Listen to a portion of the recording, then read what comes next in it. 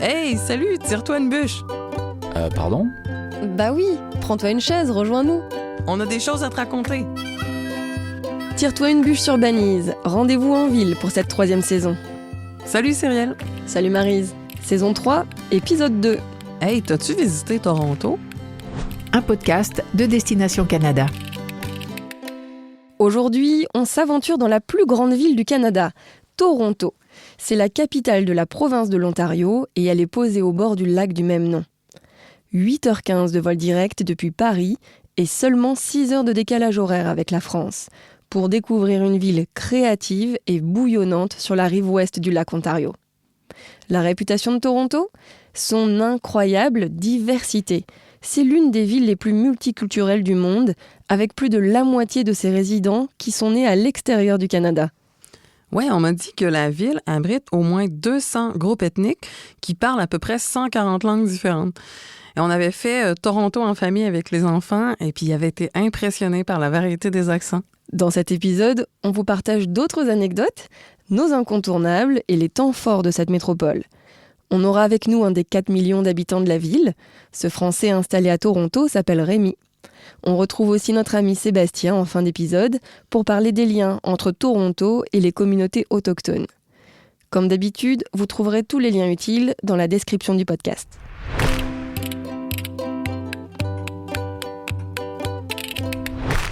Avant de donner les incontournables de Toronto, j'ai trouvé 3 faits amusants pour lesquels tu vas devoir démêler le vrai du faux, Maryse. Pour commencer, parmi ces 3 affirmations, laquelle est souvent utilisée pour décrire Toronto ? Que c'est la capitale mondiale des écureuils, la capitale mondiale des ratons laveurs ou la capitale mondiale des castors ? La capitale mondiale des ratons laveurs. Il y en a partout en ville, c'est comme les renards à Londres. Toronto a même dû concevoir des poubelles à l'épreuve des ratons laveurs, vu qu'ils sont connus pour leur intelligence et leur habileté à ouvrir presque tous les types de poubelles. Et vrai ou faux, les îles de Toronto ont-elles toujours été des îles ? Ben, c'est faux. Toronto est posé au bord du lac Ontario, mais à l'origine, ces îles étaient juste des simples bancs de sable mouvants qui étaient reliés à la terre. Et puis après un orage, fin 1800, les courants du lac qui ont tellement repoussé le banc de sable que ça a fini par créer des îles. Donc, je vous recommande vivement d'aller les explorer, d'ailleurs. Ces 15 îles sans voiture sont idéales là, pour une balade en vélo, par exemple, ou un tour en bateau. On y trouve des plages avec des aires de barbecue, des filets de volée et même un parc ornithologique. Donc, il suffit de prendre un ferry depuis la gare maritime Jack Layton au large de Queensquay pour s'y rendre en 15 minutes chrono. Pour terminer, vrai ou faux, est-ce qu'il est possible de parcourir Toronto sans mettre le nez dehors ? Ben, c'est vrai, mais même plutôt faux, je m'explique. Donc, il y a plus de 70 bâtiments connectés au PATH, qui est une sorte de ville souterraine pour faciliter la vie hivernale. Il y a 6 stations de métro, 3 centres commerciaux, 9 hôtels qui sont reliés. Ça permet de couvrir une bonne partie de la ville, mais pas toute. Comme tu le disais, Toronto est très étendu. Il n'y a pas vraiment de centre-ville, donc il faut prendre le tramway ou un taxi pour aller dans les quartiers vraiment sympathiques. Pour se rendre à Toronto, rien de plus simple. Les Français bénéficient d'un vol direct depuis Paris avec les compagnies aériennes Air Canada et Air France, voire même Air Transat selon la saison.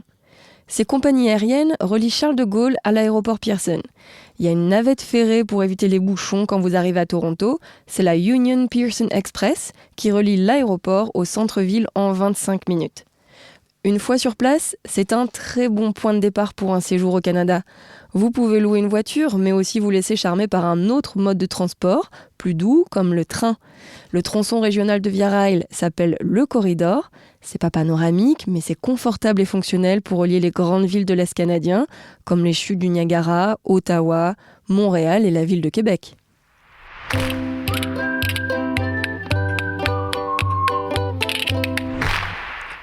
Avant de quitter Toronto, place aux incontournables. Pour moi, ça commence par prendre un peu de hauteur sur la métropole en montant à la Tour CN. C'est la meilleure vue de Toronto à 346 mètres de haut. Vous pouvez faire le tour derrière les parois vitrées ou faire la promenade extérieure la plus élevée au monde attention jeu de mots, ça s'appelle l'Audacieux et vous êtes attaché donc à la tour par un baudrier de sécurité. Il y a aussi un restaurant panoramique rotatif qui vaut le coup à midi pour apprécier pleinement la vue. On peut voir une de mes parties préférées de la ville, les îles de Toronto, et quand le temps est vraiment dégagé, là, on va aussi jusqu'aux chutes Niagara. La tour est située au cœur du quartier Entertainment District, qui regroupe, comme son nom l'indique, les grands divertissements de cette ville qui est très sportive. Vous avez le Rogers Centre pour le baseball, le Scotiabank Arena pour le basket et le hockey selon la saison, mais on en reparlera tout à l'heure. Je vous conseille aussi d'aller à côté, au marché St. Lawrence, qui est le plus ancien marché de Toronto. Il a 2 étages et on peut s'y attarder des heures entre les étals de produits locaux, les épiceries bio, il y a des antiquaires, des brûleries de café et de quoi manger sur le pouce. J'avais découvert le Pea-Meal Bacon Sandwich, qui est le sandwich de Toronto. C'est un burger au bacon enrobé de farine de maïs. Et pour les becs sucrés, il faut absolument goûter la tarte au beurre. C'est une pâtisserie toute simple mais vraiment gourmande. À Toronto, j'adore aussi le quartier historique de Distillery District. C'est un quartier piétonnier sur le site d'une ancienne usine de whisky. C'était en fait la plus grande distillerie au monde en son temps. Les bâtiments industriels puis les rues pavées, là, ils nous transportent au 19e siècle. Mais maintenant, c'est un haut lieu de la créativité avec des galeries, des ateliers d'artistes, des théâtres, une quarantaine de boutiques locales, plein de cafés, restaurants sympas. Le marché de Noël et le festival hivernal Les Lumières de Toronto s'y tiennent, comme beaucoup d'autres festivals et événements d'ailleurs. Et moi, je suis fan de la Graffiti Alley. C'est une galerie d'art en plein air, en constante évolution. Elle s'étend en parallèle de la rue Queen Street West, entre les avenues Spadina et Augusta. Des artistes ont tagué les back alleys avec des graffitis magnifiques. Et dans les rues principales, il y a plein d'ateliers de créateurs. Pour terminer, il faut aussi qu'on vous parle de Kensington Market. C'est un des quartiers les plus colorés et culturellement uniques à Toronto. On y trouve des boutiques complètement excentriques ou vintage, il y a des cafés enchanteurs, des restaurants de cuisine de rue du monde entier. C'est une ambiance bohème exaltante, un vrai bijou.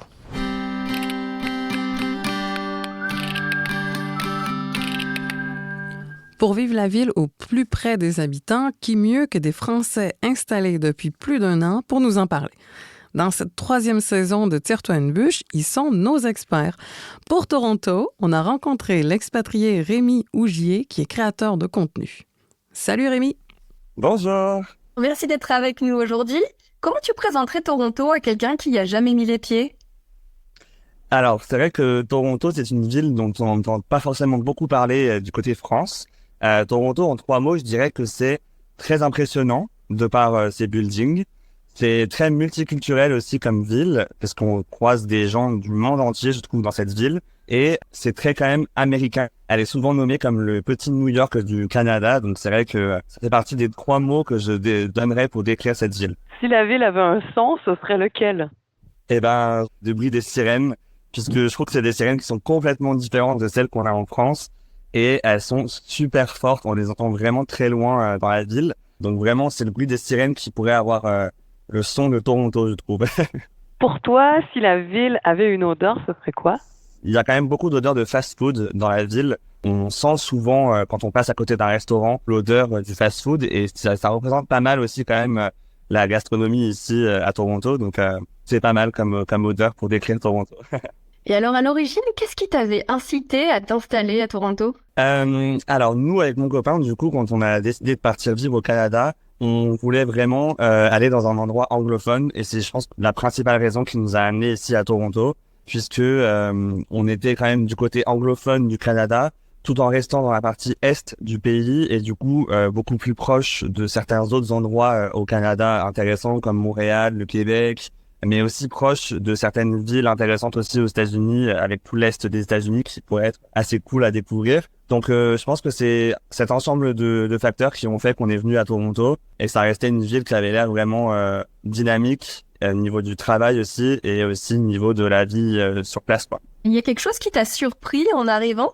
Je pensais tomber dans une ville immense et en fait je me suis surpris à découvrir une ville qui est assez accessible à pied en fait. Je trouve qu'on fait quand même pas mal de choses à pied et que c'est pas si grand que ça en fait la ville. Donc, il y a plein de quartiers différents, mais nous, on se balade beaucoup en vélo ou à pied. Donc, c'est vrai que dans un premier temps, on peut être impressionné par ce côté énorme de la ville avec tous ces buildings. Mais en fait, on s'y repère très facilement et très vite. Et c'est quoi ton quartier préféré, si t'en as un? J'aime beaucoup la partie ouest de la ville, tout ce qui va être Queen West, tous les parcs à l'ouest aussi, puisqu'il y a beaucoup de vie qui se passe là-bas. Il y a beaucoup de petites boutiques, il y a beaucoup de petits restaurants, des petits bars très sympas. Et je trouve que c'est un quartier qui est vraiment hyper animé, notamment le week-end. Il y a vraiment beaucoup de gens qui s'y baladent. Et il y a pas que des boutiques, il y a aussi des parcs qui sont intéressants aussi pour se poser. Donc, c'est super cool comme quartier, la partie ouest. Et quel est le coin de la ville, pour toi, ton coin préféré pour aller te ressourcer? Alors, j'en ai plusieurs. Et j'allais dire, dans un premier temps, j'aime beaucoup le quartier de Rosedale pour son côté très résidentiel et très calme. Du coup, c'est un quartier avec beaucoup de maisons et donc beaucoup d'endroits assez calmes. J'aime aussi, du coup, dans ce quartier-là, il y a un parc qui s'appelle Evergreen Brickworks, qui est en fait, du coup, une ancienne fabrique de briques qui a été réhabilitée, du coup, et qui a été réaménagée pour en faire un parc super verdoyant, du coup, à quelques minutes du centre-ville. Donc ça, j'aime beaucoup aller me balader là-bas ou faire un footing là-bas. Et sinon, j'aime aussi beaucoup aller me balader au bord du lac et sur les îles de Toronto. Et ça, j'avoue que c'est hyper dépaysant parce que on oublie vraiment que derrière, il y a toute une ville immense. En fait, juste quand on se tourne vers le lac Ontario, on a vraiment un champ des possibles inimaginable. Donc c'est juste super ressourçant d'être au bord du lac. Et à l'inverse, quand tu as envie de faire la fête ou d'aller à un événement un peu plus festif, c'est où que ça se passe? Alors, je dirais que l'endroit le plus festif de la ville, ça reste King West. C'est la rue où il y a le plus de bars et de boîtes intéressantes. Ça fait partie des endroits les plus intéressants pour sortir le soir. Et est-ce qu'il y a un festival ou un événement en particulier auquel tu conseillerais à nos auditeurs de participer s'ils étaient à Toronto au bon moment?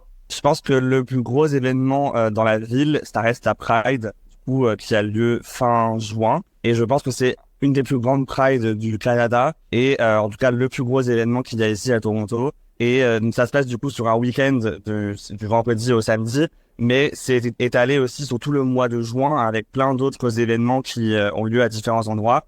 Et sinon, le week-end de la Pride, c'est vraiment toute la ville qui est dans la rue. Il y a il y a un défilé du coup, et il y a aussi plein de fêtes. Et on croise vraiment des personnes de tous les horizons, en fait. C'est pas réservé juste aux personnes de la communauté. C'est vraiment tout le monde qui va faire la fête, qui est uni et tout. Et je trouve ça vraiment juste incroyable. Donc, je pense que c'est l'événement à ne pas louper à Toronto, surtout en été. Moi, j'avais adoré la Pride parce que c'est vraiment sur un mois, comme tu dis. Et c'est étonnant comment tous les commerces jouent le jeu. Et puis, quand tu sors du commerce, au lieu de te dire au revoir, ils te disent Happy Pride Month. Exactement. C'est étonnant, hein? Une dernière question pour toi. Si on devait ramener un souvenir de la ville de Toronto, ce serait quoi? Alors, ça peut être un très beau souvenir de graver votre passage à Toronto par un petit selfie à la CN Tower. Eh ben, merci beaucoup pour ton temps, Rémi. Ça nous a fait très plaisir d'avoir tous tes bons conseils. Merci à vous, c'était super cool.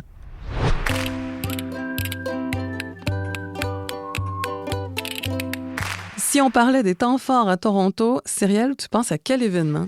Toronto vit de nombreux festivals, mais c'est difficile d'en nommer un seul qui soit iconique. Pour moi, le TIFF, Caribana ou Pride Toronto sont tous exaltants. Pour les gourmands, j'ai été attirée par le Winterlicious, qui est un peu comme le Toronto Taste, mais en version hivernale, parce que ça illustre bien le côté multiculturel de la ville, qui a d'ailleurs reçu ses premières étoiles Michelin en 2022. À Winterlicious, on vous propose des menus à prix fixe qui incluent une entrée, un plat principal et un dessert dans certains des restos les plus renommés de la ville. Oui, il y a tellement d'événements à Toronto. Ce qu'on célèbre, c'est principalement l'ambiance créative. Le festival Design Théo, en janvier, c'est un peu l'antichambre du festival de design de Milan, mais accessible et sans chichi. Et Toronto, c'est aussi l'endroit parfait pour assister à un concert de musique live, à une pièce de théâtre, d'opéra ou même un orchestre symphonique. Et pour les sportifs, entre septembre et avril, il faut absolument assister à un match de hockey des Maple Leafs de Toronto. La frénésie du hockey au Canada, ça se vit, c'est un moment mémorable en famille ou entre amis. Toronto, c'est aussi la seule ville canadienne à avoir une équipe de basket dans la NBA, les Raptors. Et si vous visitez Toronto l'été, pensez à la première équipe de baseball du pays, les Blue Jays. Et puis Toronto, c'est qu'à 1h30 des chutes du Niagara, alors on vous recommande aussi le Niagara Ice Wine Festival. C'est un festival dédié au vin de glace qui est produit dans la vallée du Niagara et reconnu dans le monde entier. Le festival se tient au moment des vendanges en janvier et c'est un événement mémorable pour tous les amateurs de vin.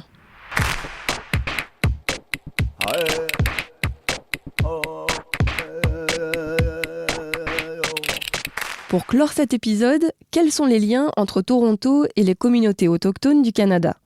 On en parle avec notre ami Sébastien Desnoyers-Picard, vice-président de l'Association touristique autochtone du Canada. Salut Seb! Bonjour Sébastien, Coucou, bonjour. merci d'être avec nous encore aujourd'hui. Aujourd'hui, donc, on parle de Toronto. Est-ce que tu as des lieux à nous partager, des lieux autochtones à Toronto? Tu voudrais nous faire découvrir? Toronto est une ville qui est un grand centre névralgique des nations autochtones, évidemment, comme on le sait, mais qui n'a pas beaucoup d'expérience touristique autochtone. On doit se le dire. Il y a quelques restaurants, des chefs culinaires, évidemment. Il y a quelques chefs autochtones qui travaillent dans des restaurants qui ne sont pas de propriété autochtone. Donc, je veux faire une différence entre les deux. Mais évidemment, on le sait que l'aéroport de Toronto est un centre, évidemment, un carrefour giratoire très important pour nos nations, comme évidemment, on le sait que c'est la transition vers plusieurs de nos autres communautés. Mon premier lieu, par contre, quand on est à Toronto, pour moi, c'est sûr qu'on va faire un petit tour en paddle. Quand on est avec Osha Osha, sur le lac Ontario, la vue magnifique du downtown Toronto, en paddle. On part en paddle, on va en profiter sur l'eau, vous pouvez amener un petit cocktail, vous avez la vue, un magnifique sunset, un beau coucher de soleil avec la magnifique vue sur downtown Toronto, vraiment. Sinon, quand on est évidemment à Toronto, souvent le grand carrefour, qu'est-ce qu'on va faire comme expérience touristique? On va s'en aller vers Niagara. On le sait, souvent les gens font Toronto, Niagara, hop, on va faire un petit croche vers Montréal, on va descendre Québec et autres, peut-être faire la Gaspésie, hop. Mais quand on s'en va vers Niagara, pour moi, on est à peu près 1h30, mais Six Nations, la nation qui est de proximité avec Toronto, qui a vraiment des expériences pour moi qui sont super attrayantes. Pour moi, le restaurant là, de Tanya Brandt aussi, Yahweh-Kron, qui est pour moi, vraiment un bel endroit, un beau stop pour faire une culture autochtone. On vient déguster certains des produits du terroir autochtone. Pour moi, c'est sûr, après ça, quand on est dans la communauté, le site historique, on va visiter la Maison Longue, l'habitation traditionnelle des peuples iroquois, évidemment, qui étaient sur place. Évidemment, ici, on est sur le Mississauga New Credit, une des communautés Six Nations, évidemment. Donc, avec le site historique de Kayanase. Bon, pour moi, c'est super intéressant d'aller visiter parce que, pour la famille, c'est intéressant aussi d'aller visiter comment c'était fait, la préservation, comment on y dormait, les grosseurs des maisons longues aussi, qui est un élément fantastique pour moi. Et on va aller voir le Woodland Cultural Center, on en apprend sur la préservation, comment on préserve maintenant aujourd'hui, surtout en 2024, la préservation de la langue, de la culture, comment on garde ça en vie, comment on fait la passation du savoir, des transmissions des savoirs. Après ça, évidemment, il y a la chapelle Mohawk, qui est une autre place qui est super intéressante. Évidemment, on sait l'histoire des pensionnats autochtones, on sait l'histoire peut-être pas tout le monde la connaît, mais vous allez l'apprendre en venant visiter la chapelle, mais il y a une grosse histoire catholique quand même au Canada avec les pensionnats indiens et l'histoire des églises. Les pensionnats qui ont été forcés par l'Église catholique et le gouvernement du Canada. Donc, on va venir en apprendre davantage et qu'est-ce qui en découle de tout ça et les impacts aujourd'hui sur la réconciliation et pourquoi on en parle davantage. Donc, pour moi, ça, c'est un volet qui est quand même intéressant. Et Seb, au départ de Toronto, est-ce qu'il y aurait d'autres destinations autochtones qu'on pourrait découvrir? Il y en a tout plein de Toronto, comme c'est un gros hub, évidemment, pour toutes les destinations au Canada. Mais je te dirais que la grosse destination qu'on veut essayer à partir de Toronto, on va s'en aller à Yellowknife, au territoire du Nord-Ouest. On peut voler évidemment avec Air North, on peut voler avec notre partenaire Canadian North ou voler avec Air Canada. On va aller sur les abords du Great Slave Lake, le 4e plus gros lac qui existe au Canada. Et c'est là qu'on va aller vivre les aurores boréales, les magnifiques aurores boréales. Donc là, on parle d'activités septembre, octobre, novembre, décembre, janvier, février, mars, avril. Un des plus gros joueurs, évidemment, sur place, Aurora Village, vous allez souvent avoir leur tipi, il y a plusieurs tipis qui sont sur place. On a un restaurant sur place. Il y a des petits véhicules aussi que vous pouvez avoir, des petites chaufferettes pour se garder au chaud avec des petits doudous par-dessus. On peut faire aussi du traîneau à chier, il y a des glissades, vous allez faire de la raquette. Et vous savez qu'au territoire du Nord-Ouest, il y a à peu près 95% de chances de voir les aurores boréales quand on y va, puis qu'on passe au moins 3 jours. Touga Adventure, une autre belle place aussi, si vous voulez aller faire du traîneau à chien. Vous avez Satu Adventures aussi avec James McPherson, si vous allez aller voir aussi, d'aller en vivre davantage de culture autochtone, apprendre à faire des mitaines ou autres, vivre sur le terrain, apprendre à survivre en terrain. North Star Adventure, je peux pas passer à côté de Joe the Aurora Hunter. Joe est magnifique parce que quand vous voulez sortir sur le territoire, aller vivre avec lui, puis aller vraiment parcourir du terrain et trouver les aurores là où il y en a pas. Vous pouvez aussi vous rendre avec North of 60. Je suis allé là, ils font du traîneau à chien également. Vous pouvez faire de la pêche sur glace. On a Bucket List Tour aussi qui sont à Yellowknife. Donc, quand vous êtes à Toronto, oui, il y a beaucoup de choses à visiter au Canada, mais pour moi, d'aller visiter le Nord, l'attraction nordique, le peuple, les gens, et de communiquer avec eux et d'en apprendre davantage sur les cultures des Premières Nations, métis et Inuits en haut. Tellement la peine. Donc, je vous invite chaudement à aller visiter les territoires nordiques. Merci beaucoup, Seb. À très bientôt. Bye. Le podcast Tire-toi une bûche est fini pour aujourd'hui. Merci pour votre écoute. On espère que cet épisode vous a plu.